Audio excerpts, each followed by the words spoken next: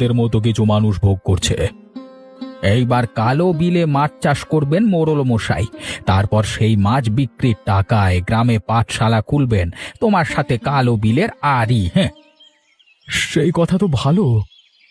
সে কি গো, তোমার মুখে চিন্তার ভাঁজ, মুখটা এমন ঘোর অমানিসায় ঢেকে গেল যে। তা তো হবেই, বহুদিনের কালো বিলের দখলে ওরা ছিল, আজকে যে দখল আমরা ছাড়িয়ে নিলুম। শিক্ষিত হয়ে কি কাজ করবে? অমন একটা বিল দখলে রাখলে 7 পুরুষ বসে বসে খেতে পারবে। আমি আমি আসি, আমার অনেক কাজ পড়ে আছে। যাও যাও যাও, আর শুনে রাখো, এবার বিলের পাশে যত সবজি আছে সব গ্রামের মানুষকে বিলিয়ে দেব। আমাকে 2 দিন সময় দিন।